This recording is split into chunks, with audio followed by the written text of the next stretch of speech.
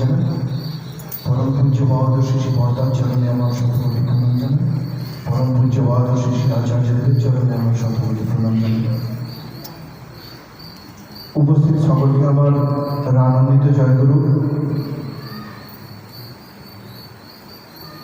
দাদা কিছু ঠাকুর কথা বলতে বলেছে, তো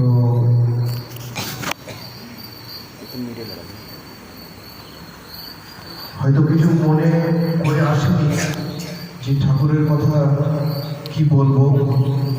ঠাকুর যা বলায় তাই হয়তো হবে।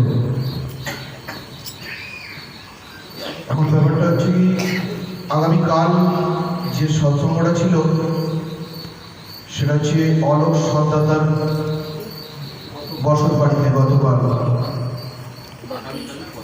গতকাল সেই সৎসঙ্গে উপস্থিত ছিলাম। কালকে শুভ জন্মাষ্টমী ছিল। এই জন্মাষ্টমীতে মানে সৎসঙ্গ খুব সুন্দরভাবে সফল হলো। সৎসঙ্গ শেষে কয়েকজন মানুষ ছিলেন, তারা দীক্ষিত নয়। একজন মা এসে বলল যে সোমেন, এরা দীক্ষিত নয়, এদের সাথে একটু কথা বলো। তো একটা মেয়ে ছিল, সে 11-এ পড়ে, আর মা ছিল। আমি বললাম যে ঠাকুরের নাম নেওয়া আছে?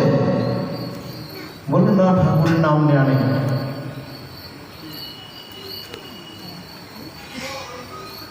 উনি আমাকে জিজ্ঞাসা করলেন যে আপনি কি দীক্ষার কথা বলছেন?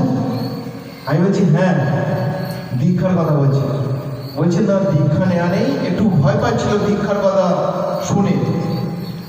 তখন আমি বললাম যে দীক্ষা মানে কি এটা জানতে হবে। দীক্ষা মানে হচ্ছে দক্ষতা অর্জন করা। আমি বললাম যে তুমি কিসে পড়ো? বলো 11-এ পড়ি। আমি বললাম তুমি পড়াশোনা নিয়ে কিভাবে দক্ষ হয়ে উঠবে, এইটাই ঠাকুরের দিক। আর ওই মাকে বললাম যে আপনি আপনার বাড়িতে যেভাবে স্বামী সেবা করবেন, ওই স্বামী সেবায় কিভাবে দক্ষ হয়ে উঠবে, এর জন্যই দীক্ষা। আমরা আমাদের সংসারে থাকি, সংসারে যার যা দায়িত্ব, সেই দায়িত্ব আমরা ঠিকভাবে যদি পালন করি, সেটাই দীক্ষা। যে যার বিষয়ে দক্ষ পারদর্শী হয়ে ওঠাকেই দীক্ষা বলে। তখন নেতাজি সুভাষচন্দ্রের মা বাবার কথা বললাম। নেতাজি সুভাষচন্দ্রের মা কেমন ছিলেন, তাই এত ভালো সন্তান পৃথিবীতে আনতে পেরেছিলেন। নেতাজি সুভাষচন্দ্রের বাবা যখন কাজে বেরোতেন, নেতাজি সুভাষচন্দ্রের মা জানতেন যে কোন দিন আমার স্বামী কোন কোটটা পরে কাজে যাবে। নেতাজি সুভাষচন্দ্রের বাবা শুধু হাতটা বাড়িয়ে দিতেন, মা এসে ওই কোটটা গলিয়ে দিতেন। তিনি বুঝতে পারতেন কি করে যে আমার স্বামী কালকে কোন কোটটা পরে কাজে যাবে। স্বামীর প্রতি এতটা ভালোবাসা, এতটা দক্ষ হয়ে ওঠা, এটাকেই বলে দীক্ষা। অন্য কিছু ব্যাপার নয়। দীক্ষা মানে হাতের জল শুদ্ধ নয়, আমাকে সারাদিন হরিনাম করতে হবে না। এইভাবে ওনাদের সাথে আমি কথা বলছি, বলতে বলতে ওনাদের মন প্রাণ ভাবলো যে না, ঠিকই তো। আমি বললাম দেখ মানা, তুই তো পড়াশোনা করছিস, পড়াশোনায় তুই দক্ষ হয়ে উঠবি, এটা তুই চাস না? বলছে হ্যাঁ চাই তো। আমি বললাম তাহলে পড়াশোনায় কীভাবে দক্ষ হয়ে উঠবি? সেইটার জন্যই তুই এই নামটা নিয়ে এটা করতে করতেই এর প্রসেসগুলো জেনে নিলেই হবে। তখন বললো ঠিক আছে, আমি আমার ফোন নাম্বার দিলাম। আমি বললাম পরে কথা হবে, আজকে এখানে সব কথা বলা সম্ভব নয়, তুমি একদিন আমার বাড়িতে আসো, মাকে নিয়ে বাপিকে নিয়ে, সেই দিন কথা হবে। এইভাবে ঠাকুরের সৎসঙ্গ শেষ হয়ে যাওয়ার পর প্রচুর বৃষ্টি, প্রচুর মানুষও গিয়েছিলেন। তো আরও একটি ঘটনা যেটা হচ্ছে কি, আগামীকাল আমাদের ঠাকুর বাড়ি রওনা দেওয়ার দিন। তো হঠাৎ করে আজকে শুনছি যে কালকে নাকি বাংলা বন্ধ আছে। তো তখন থেকেই চিন্তা হচ্ছে যে কীভাবে কী করবো। দেবাশিসদাকে এসে বলছিলাম যে কি করা যায়। তো ঠাকুর জানেন কী হবে, আমার জানা নেই। সেইভাবে গাড়ির ব্যবস্থা করা আছে। তো তার জিনিস আমার মন এখনও বলছে না যে যাওয়া হবে না, মনটা বলছে যাওয়া হবেই। তো দেখা যাক। এইভাবে আমাদের এর আগের বারে একটা দেওঘরের যাওয়ার একটা ব্যবস্থা করা হয়েছিল, এরকম 40 জন মিলে। তো আমাদের সঙ্গে সবাই ছিল। আমাকে অনেকে প্রশ্ন করেছে যে সোমেনদা সকালবেলা 10টার সময় কেন বেরোবো, 2:05 তো ট্রেন।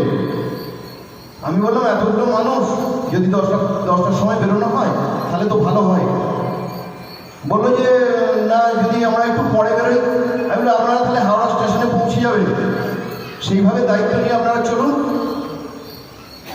এই আগের বারে যে দেওঘরে যাওয়া হয়েছিল তখন এক দাদা আমাকে, আমাদের গুরু ভাই, তিনি আমাকে বলেছিলেন যে আমি তো বাজারে আলু বিক্রি করি, তো আমার সঙ্গে তুমি আর আমি যাব, বাকি সব তুমি পাঠিয়ে দাও ট্রেনে। আমি বললাম না, এটা হবে না, আমি ওদের সাথে ট্রেনে করে একসাথে যাবো, তুমি পরে আসো। তো সেই ভক্ত উনি ভেবেছেন যে 12টায় বেরোলে 1টা 2:05 তো ট্রেন, 1 ঘন্টার মধ্যে সাঁকড়াই থেকে হাওড়া অনায়াসে চলে যাবে। উনি ট্রেনে উঠেছেন, ট্রেনটা গিয়ে টিকিয়াপাড়ায় দাঁড়িয়ে যায় 1 ঘন্টার উপর। তো ঠাকুরের কি দয়া, আমরা সবাই আলোচনা করছি যে কি হবে গো, তাহলে গণেশ দ্বারা যাওয়া হবে। দাদু ছিল আমাদের সঙ্গে ট্রেনে, অমল ছিল, সেই ট্রেনেতে আমাদের খাবার ব্যবস্থাও করা ছিল। তো এইবার আমরা ওখান থেকে যখন ট্রেন ছেড়ে দেবে, সময় হয়ে গেছে একদম 2:05, তখন অনেকটা দূরে একটা ট্রেন ঢুকছে, ওই ট্রেনতেই রয়েছে সেই আমাদের ভক্ত। তখন ওকে কোনো এক দাদা বলে, কি দাদা আপনি তো দেওঘর যাবেন, ওই তো আপনার জনশতাব্দী বেরিয়ে যাচ্ছে। এতগুলো লাইন ক্রস করে ওই ট্রেন থেকে নেবে উল্টো দিক দিয়ে ট্রেনে ওঠা, এটা ভেরি ক্রিটিক্যাল ব্যাপার, অসম্ভব ব্যাপার। রানিং ট্রেন, সেই রানিং ট্রেনটায় সেই ভক্ত উঠেছে। আমরা ভেবেছি সবাই যে তাহলে আর দাদার আগে যাওয়া হলো না, ও চলো সবাই মিলে যাচ্ছি। প্রায় আধ ঘন্টা পর তখন সেই ভক্ত এসে আমাদেরকে দেখা দিচ্ছে, বলছে আমি উঠেছি, ট্রেনে উঠতে পেরেছি। তো এইভাবেই ঠাকুরের দয়া যে কোথায় কীভাবে, কিন্তু এটাকে আমরা হয়তো ঠাকুরের দয়া করে নিচ্ছি, সবই ঠিক আছে, কিন্তু আমরা যদি একটু আগে বেরোই তাহলে আমরা সাকসেসফুল হবো। কেন আমি অযথা রিস্ক নিতে যাবো? উনি একা ছিলেন বলে সম্ভব, ওনার সাথে কোনো ছোটো বাচ্চা ছেলে মেয়ে বা ওনার পরিবার থাকলে এটা করা অসম্ভব ব্যাপার ছিল। তাই যাই হোক, আপনারা সকলে প্রার্থনা করুন যেন আমরা কালকে রওনা দিতে পারি। জয় গুরু, এই বলে আমি আমার ক্ষুদ্র বক্তব্য শেষ করছি।